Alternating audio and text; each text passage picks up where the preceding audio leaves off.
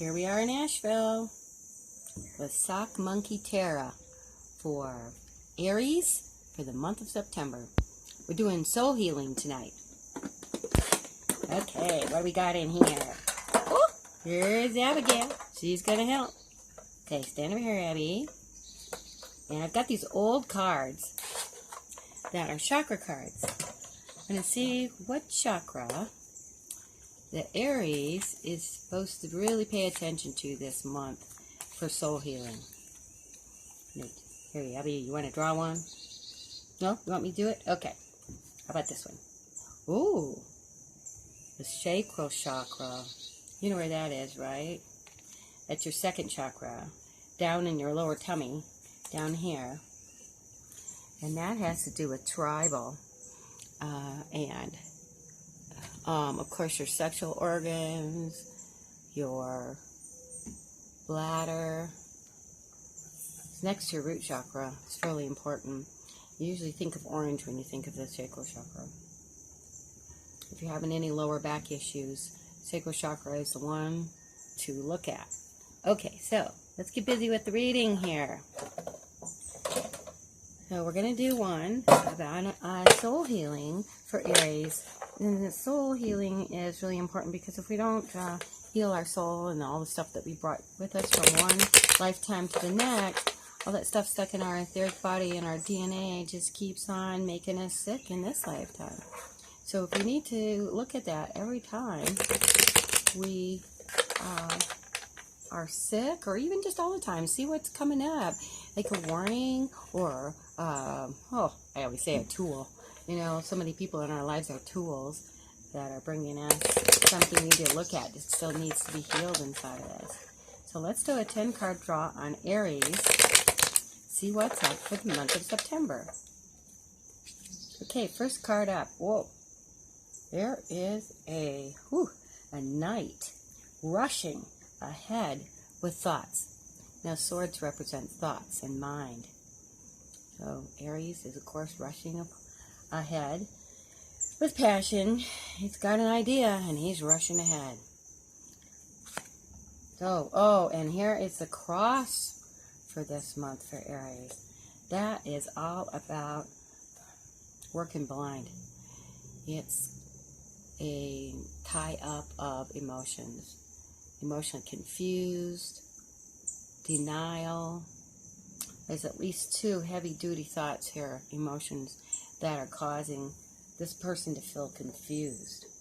And see, it's in front of the emotions of water, but sitting on concrete.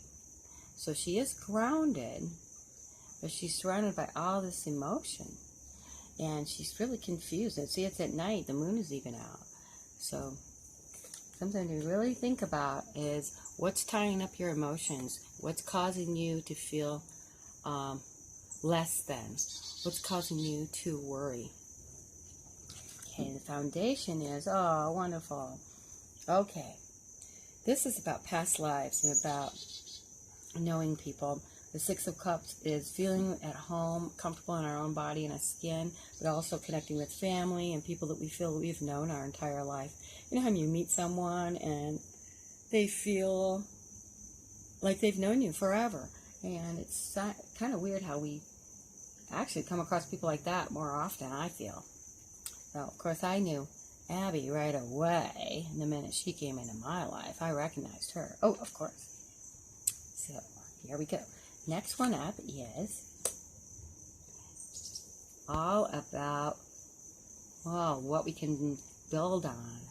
What is the basis of what we already have experienced just lately? And that is competition, arguing, some passionate sticking up for what we believe in, jostling, not a huge, gigantic fight. Nobody's down. Nobody's got any swords stabbed in them or anything. But that is definitely something to look at to see how you can use that. You know, a lot of times things that we think are negative we can use as a base to catapult ourselves into the next level. And a lot of things that we would consider negative are just, like I was saying, tools so that we can see what needs to be healed. Okay, one thing that's coming up real quick is kind of feel like You have the world in your hands. There's one fire wand all bolted down, really steady, right here in the concrete. This guy is looking out over the water, which means emotions, and he feels like he's got the whole world in his hands. He's got another fire wand in his hand, in his other hand. So, Aries being fire, this is all about holding your passion right out there, making it feel like you have the whole world at your fingertips, but also holding a passion back, one that is steady, one that's like, maybe this is your full-time job, and then this is your passion, your hobby that you're going to make some money off of, and that you just want to get started on, and you just think about how it's going to help the world, and how you feel like the whole world is in your hands. So, next one up is work. Reward for effort. Putting a lot of time into your work, your design, whatever's important to get energy out there too. These can represent people or money. The 8 of Pentacles is a really great sign to do with a new job or money. So we want to make sure that we are not just thinking of this, though. Otherwise, our whole... Yeah, Louis? Is that what you have to say about that? Our whole thoughts on work will definitely make us ill if we're just like concentrating 100% on our time at work, like we live to work rather than work to live. Or is that the other way around? I guess you'd have to think about it, how it affects you. So your attitude is the 3 of Wands. Look at this. Okay, all these fire wands again, and you Aries being fire are such a wonderful... you guys are so sexy. That's all I gotta say. Both women and men, Aries, are so super fiery. I just love them. And they also feel more and think more than any other astrological sign. So this one's got 3 wands standing there for passion and looking out over the ocean, kind of like sending out your ships to the new world and not really knowing what's going to come back. It's already in motion. So this is your attitude, that whatever is happening is already happening, and that's okay. It's going to be great. The end of whatever is coming back to you is already on its way, and it's going to be wonderful. And the outside influence for that is Judgment. It's a great card. It's one of my favorite. It talks about having that aha moment, like, whoa, boom. Wake up and go, oh my gosh, why didn't I ever see that before? What is that thing about this person or about my, back that hurts all the time? What am I backing out of doing? Louise Hay has really good lists of what our ailments and symptoms represent emotionally for us. You can look her up online. She's quite wonderful. She also has affirmations to help bring in the right attitude about what is happening to us. And, everything that happens to us is actually good, whether we think it is or not. If we could back up more and see what's going on, we could see that even though we think things are negative and scary, that they actually worked out for the best in the long run. And I know it sounds really horrible with a lot of stuff. Believe me, I've had near-death experiences where I had my whole life pass in front of me, and it was horrible. I cried and cried about what an asshole I had been. But then suddenly, I was back farther and saw that how everything, the way it turned out, was actually not only meant to be, but was so perfect. I know, sounds impossible, but it was true. Okay, so another thing that's going to go through you towards the end of the month here is an offer of love. But the thing about it being in a Knight of Cups, Cups is always love and emotion. The thing about it being the Knight of Cups is that a Knight can be either positive or negative. And the thing about this guy is he is like a knight in shining armor. So he represents idealistic love.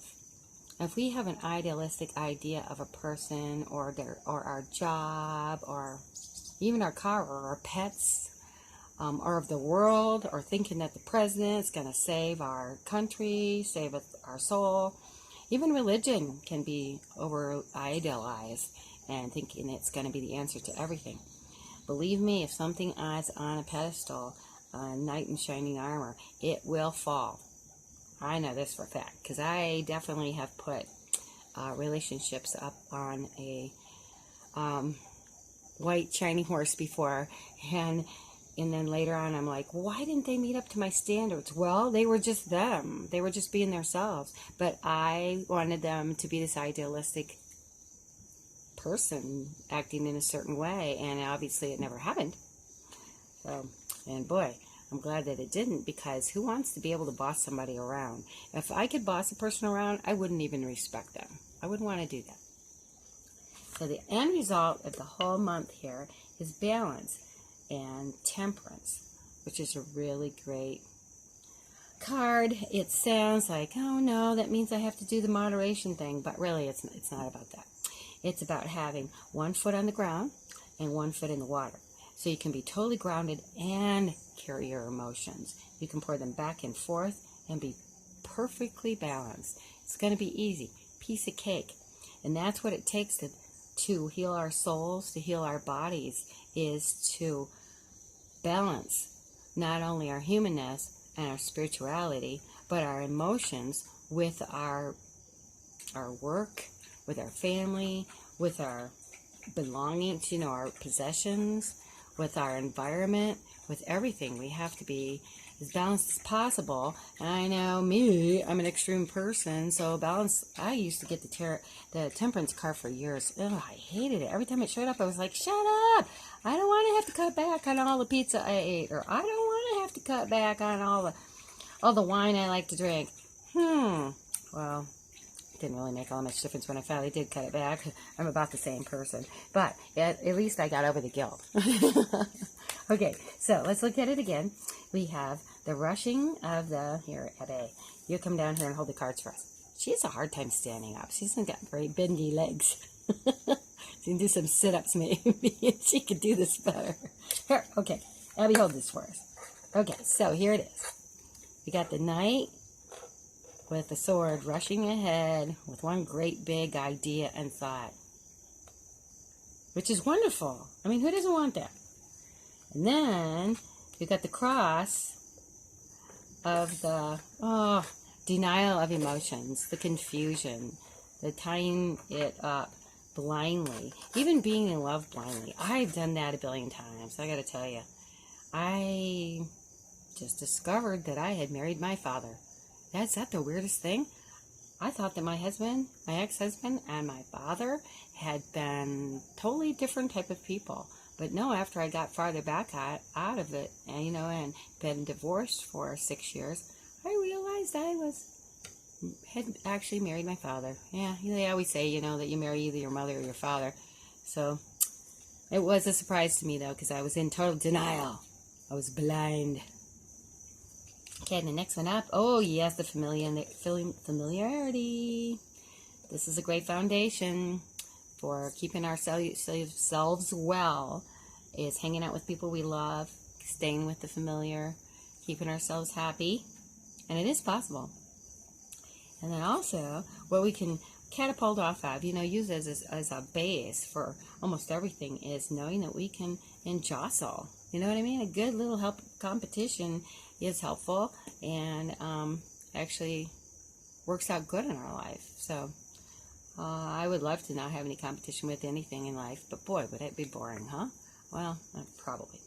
So, okay, then we're going to feel what we're going to go through here, Aries, is feeling like you have the world in your hands, and it's really great that you have one passion, just solid rock, bolted down, and another one, maybe a new one, in one hand, that you can look out totally secure, look out over emotions, and know that everything's fine because you have the whole world at your fingertips. It feels great. A little bit farther down the line, be sure to look at your work. Make sure that you're not overdoing it and that you're not making it too serious in your life, because that will definitely make you sick. And then we have the Three of Wands, which is your attitude. which is fabulous. It's already in place. It's already moving. It's already gone out. What all your wishes and your intentions and your hopes and dreams are already sent out in front of you. And you don't know which ones will come back. You don't know when they'll come back, but they definitely will come back to you. Okay, and then your outside influence to that is the aha moment. I love this card. I do. It's my favorite card because if you add up everything in my birthday and all the numerology, you get a 20, and that is Judgment card, and it's all about like that. Wow! Oh my God! This is what I've been waiting for, that self-realization moment. And then you're going to go through looking at this idealization of love, or idealization of anything that you love. Make sure you look at that. So we just can't become totally. Well, we can't put all our eggs into one basket and then put them up on a shelf, right? How are you ever going to get them down to eat them, to make hard-boiled eggs, huh? We like deviled eggs, don't we, Abby? We're into hard-boiled eggs. Oh, yeah, every kind you can come up with. We love eggs. Okay, but you don't want to put them all in one basket and then idealize them. And the outcome, though, is temperance. And that's a really good balance card. And just remember, it does not mean that you have to do the moderation thing, because believe me, M word is a dirty word to me. No moderation in my life. I really love extremes. But this talks about being able to pour one extreme and the other, like back and forth, kind of like an alchemist, like chemistry, like the mad chemist. Haha. And just remember that it's all going to work out, because look at you, even have 1 foot on land and 1 foot in the ocean. The dogs are excited. They must see some squirrels. So, okay, if you would like to have an individual reading, more about soul healing or love or any subject, you can click below on the website and hook up with us. Okay, have a great month. Bye-bye.